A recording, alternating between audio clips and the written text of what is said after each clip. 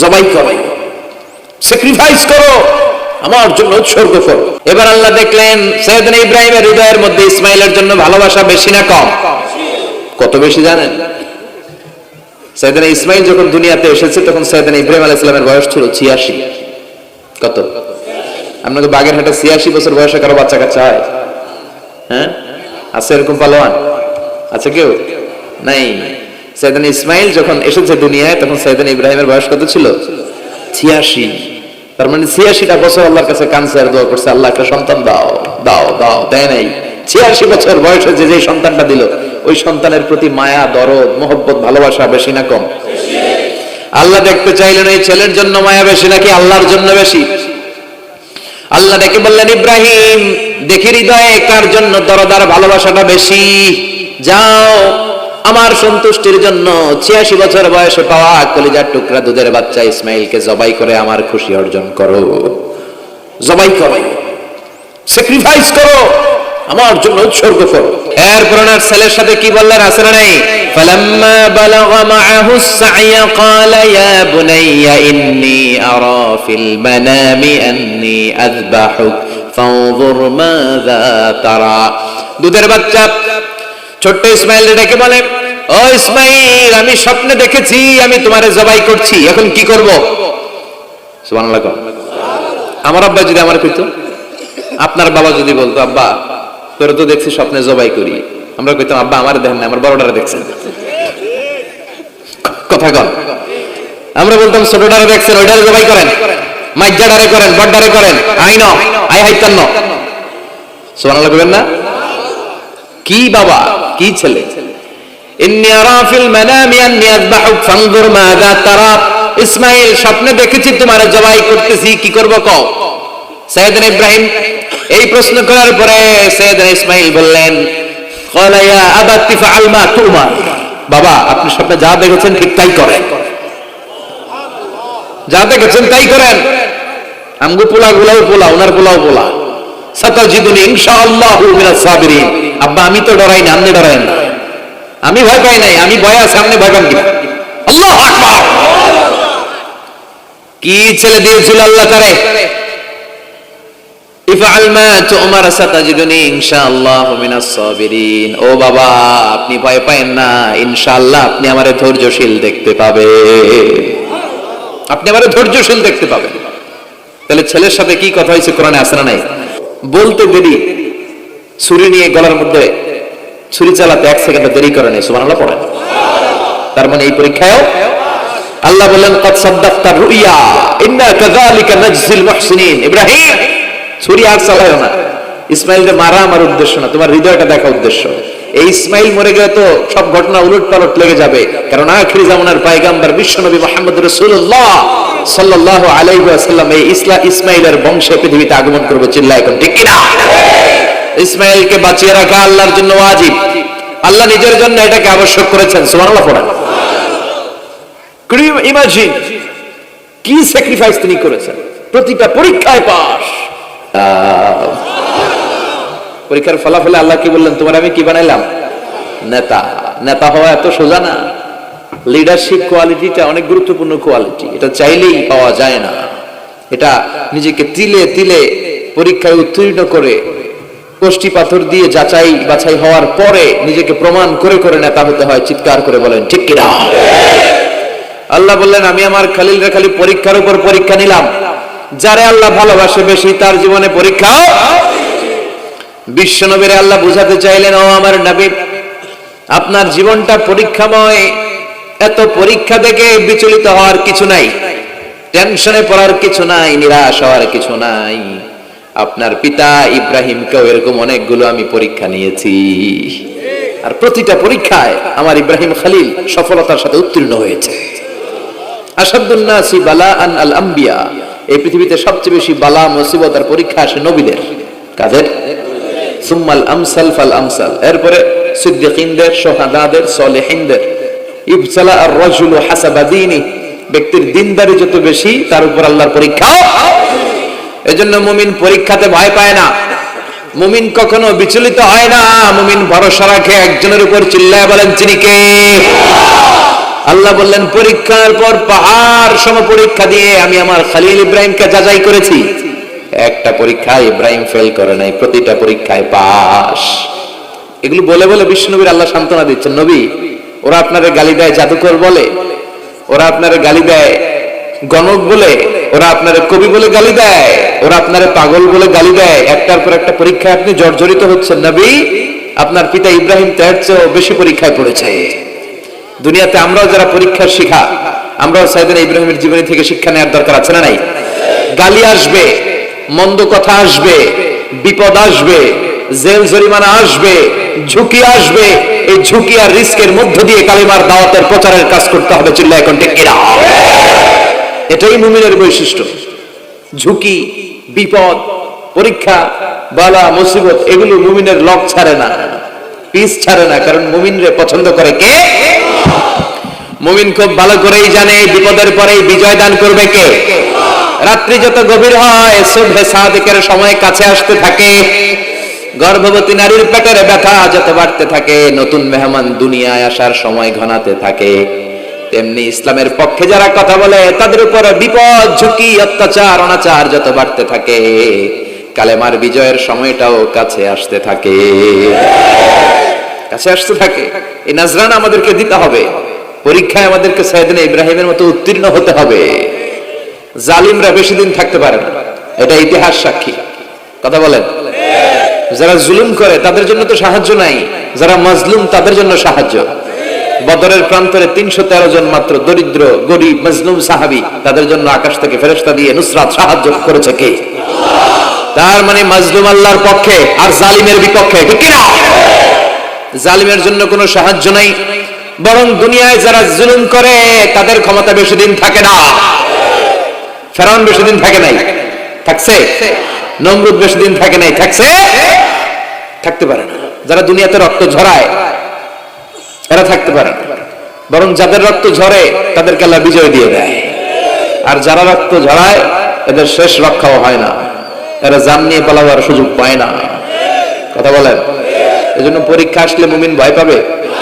মুমিনের হৃদয়ে ভয় আছে কার? চিল্লায় বলেন। আল্লাহর ভয় নিয়ে থাকতে হবে। সাইয়েদনা ইব্রাহিমকে একটার পর একটা পরীক্ষায় আল্লাহ ফেলেছেন, একটার পর একটা পরীক্ষায় আল্লাহ ফেলেছেন, কিন্তু এই পরীক্ষায় তিনি গোল্ডেন এ প্লাস। সুবহানাল্লাহ বলেন।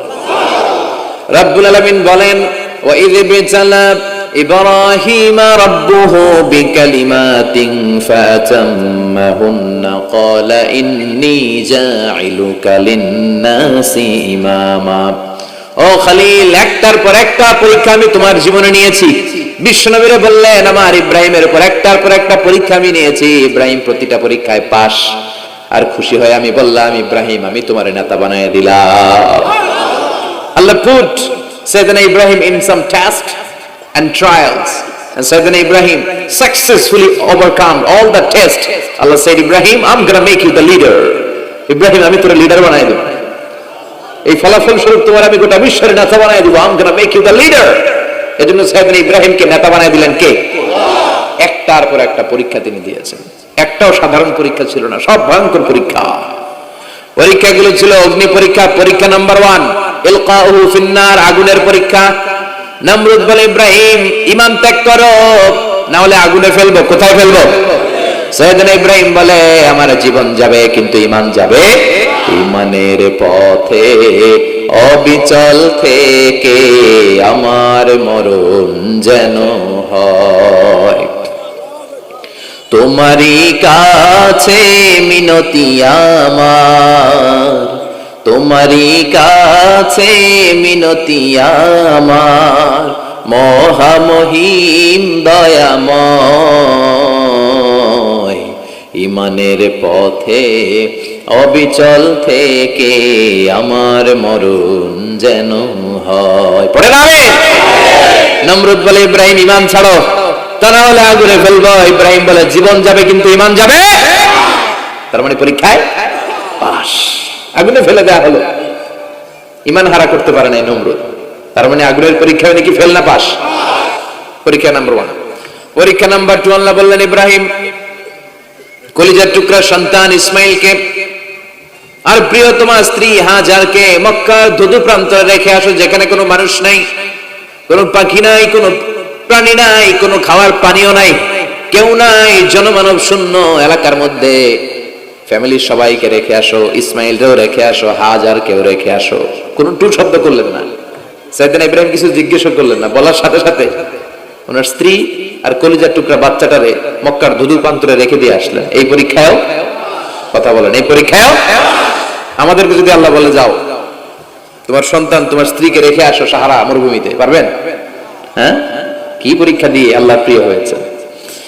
তার মানে আগুনের পরীক্ষায় পাস, ফ্যামিলি বিসর্জন দেওয়ার পরীক্ষায় পাস। আবার আল্লাহ বললেন ওয়াজআলনা ফি যুররিয়াতিহিন নুবুওয়াতা ওয়াল কিতাব, আমি খুশি হয়ে এই ইব্রাহিমের বংশের মধ্যে নবুয়ত দিয়েছি, আবার কিতাবও দিয়েছি। সুবহানাল্লাহ বলেন। তিনি নবুয়ত দিয়েছেন। পৃথিবীতে যত নবী আসছে সব সাইয়েদনা ইব্রাহিমের নাতিপুতি। সব কি বিশ্বাস হয় না? এই পৃথিবীতে যত পয়গম্বর এসেছেন তার 99.99% নবীরাই ওনার ছেলে আর নাতিপুতি। চিল্লায় পড়েন আল্লাহু আকবার। এজন্য ওনারে বলা হয় আবুল আম্বিয়া, father of the all prophets, সব নবীদের বাবা। ওনার বয়স যখন 86 তখন আল্লাহ সাইয়েদনা ইসমাইলকে দিলেন। বয়স যখন 100 তখন সাইয়েদনা ইসহাক আলাইহিস সালামকে আল্লাহ দিলেন। এইদিকে ইসমাইল, এদিকে সবাই বলেন এদিকে, এদিকে সবাই বলেন এটা, এটা ইসহাক। পৃথিবীতে যত নবী এসেছে সব ইসহাকের চ্যানেলে এসেছে। সাইয়েদনা ইসহাক আলাইহিস সালামের চ্যানেলে এসেছে। সাইয়েদনা ইসমাইলের চ্যানেলে নবী নাই, কোন নবী নাই, নবী ছাড়া চ্যানেল। আর এখানে যত হাজার হাজার লক্ষাধিক নবী এসেছে সব নবী ইসহাক আলাইহিস সালামের চ্যানেলে যারা এসেছে সব নবীরা অন্যান্যদেরকে বলে যাইতো, তার উম্মতকে বলে যেত যে সবশেষে একজন নবী আসবে, তিনি হবেন সর্বশ্রেষ্ঠ নবী, তিনি হবেন সর্বশ্রেষ্ঠ নবী। তো এদের এই চ্যানেলে এত নবী, এরা ভাবছে ওই সর্বশেষ নবীটাও এদিক দিয়ে আসবে। কিন্তু আল্লাহ হাজার হাজার লক্ষ নবী এই চ্যানেলে পাঠালেন, কিন্তু সর্বশেষ নবীটা এখানে পাঠালেন না। সর্বশেষ চ্যানেলের নবীটা আল্লাহ এই চ্যানেলে পাঠাই দিলেন। সর্বশেষ নবীটা সাইয়েদনা ইসমাইলের চ্যানেলে এসেছে। এজন্য ওরা হচ্ছে বনি ইসরাইল আর আমরা হচ্ছি বনি ইসমাইল। সুবহানাল্লাহ পড়বেন না? উনার ধর্ম, উনার চেইন থেকে ইহুদিবাদ, খ্রিস্টবাদ, ইসলাম, এই তিন ধর্মের জন্ম। ইহুদিবাদও আল্লাহর দেয়া ধর্ম, খ্রিস্টবাদও আল্লাহর দেয়া ধর্ম, কিন্তু আল্লাহর দেয়া শরীয়তের উপর ওর অবশিষ্ট থাকে নাই, থেকেছে শুধু ইসলাম, ঠিক কিনা? এজন্য আমরা প্রত্যেক নামাজে পড়ি গায়রিল মাগদুবি আলাইহিম ওয়ালাদ-দাল্লিন। ও আল্লাহ, গায়রিল মাগদুব, যাদের উপর তোমার রাগ ক্রোধ, তাদের পথ আমরা চাই না, ওরা হলো ইহুদিরা। ওয়ালাদ-দাল্লিন, আর যারা ভ্রষ্ট তাদের পথও চাই না, এরা হলো নাসারারা।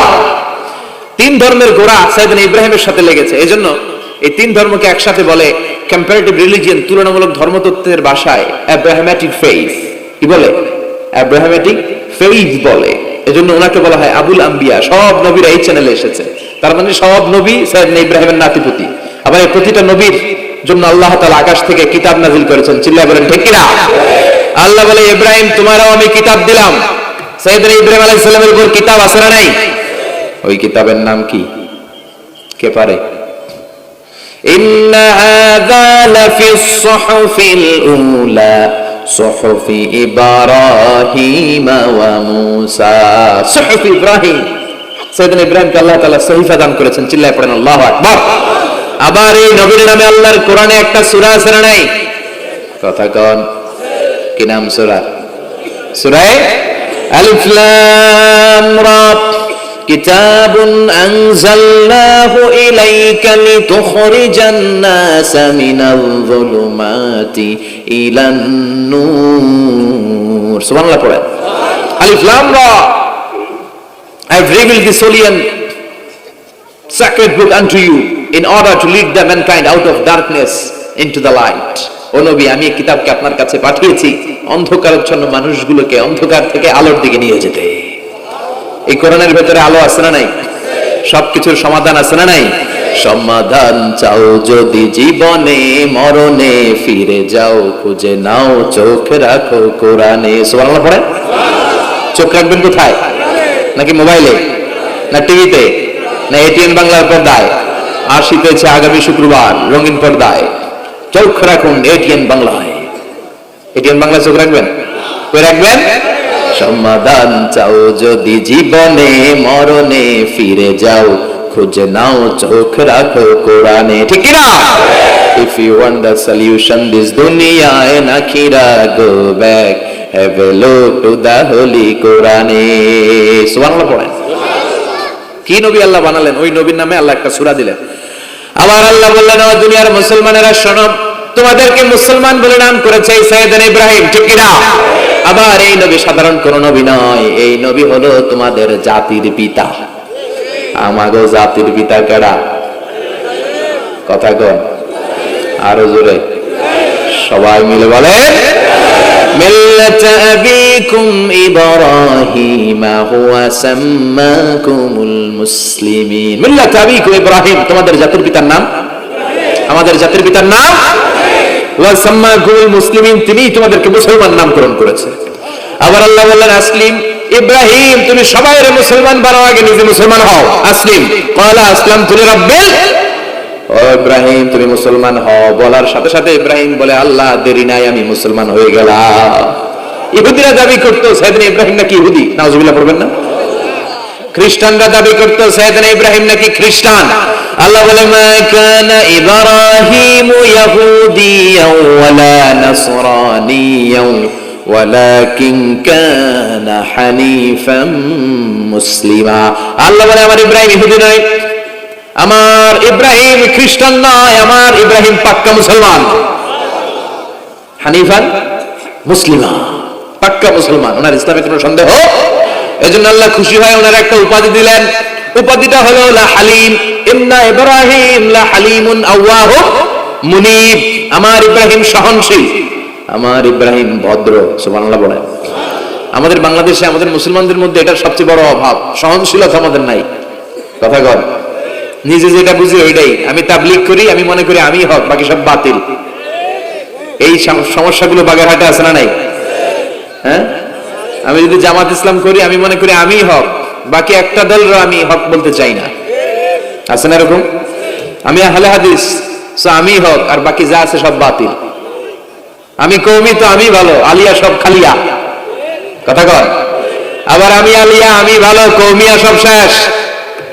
এই ঠেলাঠেলি দেশে আছে না নাই? এক ইসলাম, এক নবী, এক কোরআন, এর কোনো সহনশীলতা নাই। সে অন্য নেশাবে পড়ুক, সে অন্য মতদের সে হোক, সে তো আমার ভাই। সবচেয়ে বড় পরিচয়, সেও মুসলিম, আমিও মুসলিম। এই চিন্তাটুকু নাই। আল মুমিনুনা ইখওয়া, ব্রাদারহুড, ভ্রাতৃত্বের এই বন্ধনটা আমাদের মধ্যে নাই। আমরা একে অপরকে গালিগালাজ করতে দেরি করি না, একটু চিন্তা করি না। কাফের বলে ফতোয়া দিতে দেরি করি না। কথা কর, ফতোয়া আছে না নাই? কয় তুই কাফের 10 কারণে, তুই কাফের 20 কারণে, তোর দাদা কাফের, তোর নানা কাফের, তোর পীর সাহেব হুজুর কাফের, আছে না নাই? তোর এই কাফের পীর সাহেব মারা গেলে, এই পীর সাহেবের যে কবরে শোয়ানো হবে, ওই কবরের উপরে যে ঘাস উঠবে, ওই ঘাস যে গরু খাবে, ওই গরুর যে দুধ খাবে, ওইটাও কাফের, আছে না নাই? খালি ফতোয়াবাজি। আল্লাহ বললেন, আমার ইব্রাহিম ফতোয়াবাজি করে নাই। ইন্না ইব্রাহিম লা হালিমুন আওয়াহুম মুনিব, আমার ইব্রাহিম ছিল সহনশীল, ভদ্র একজন নবী। চিৎকার করে বলতে হবে, ঠিক কি না? আবার আল্লাহ বললেন, আমার ইব্রাহিমকে আমি খলিল উপাধি দিয়েছি। ইত্তাখাযাল্লাহু ইব্রাহিমা খলিলা, আল্লাহ বললেন, গোটা বিশ্বের মধ্য থেকে কাউরে আমি খলিল বলে গ্রহণ করি নাই, একমাত্র ইব্রাহিমকে ছাড়া। ইব্রাহিম আলাইহিস সালামকে ছাড়া কাউরে আল্লাহ খলিল বানাইছে? খলিল মানে বন্ধু, খলিল মানে, সবাই বলেন খলিল মানে। সাইয়েদনা ইব্রাহিমকে বানাইছেন খলিল, আর বিশ্বনবীকে বানাইছেন হাবিব। বিশ্বনবীর কি বানাইছে? আর সাইয়েদনা ইব্রাহিম খলিল, বাপ বেটা, একজন খলিল একজন হাবিব। বাপ কা বেটা সিপাহি কা ঘোড়া, কুছ না হতো থোড়া থোড়া, ঠিক কি না? বাপ ভালো তার বেটা ভালো, তাই মা ভালো তার ঝি, গাই ভালো তার দুধ ভালো রে, দুধ ভালো তার ঘি। বাবা যদি ভালো হয় ছেলে ভালো, মা যদি ভালো হয় মেয়ে ভালো, গাই যদি ভালো হয় দুধ ভালো, দুধ ভালো তো ঘি ভালো। কথা বলেন। যেমন বাপ তেমন বেটা। বাবা হলেন খলিল, ছেলে হলো হাবিব। খলিল মানেও বন্ধু, হাবিব মানেও বন্ধু। খলিল মানে এমন বন্ধু যে বন্ধু আল্লাহরে খুশি করার জন্য কাজ করে। কথা বুঝতে হবে। খলিল মানে এমন বন্ধু যে বন্ধু আল্লাহরে খুশি করার জন্য কাজ করে, আর হাবিব মানে এমন বন্ধু যে বন্ধুরে খুশি করার জন্য আল্লাহ নিজেই কাজ করে। কার দাম বেশি?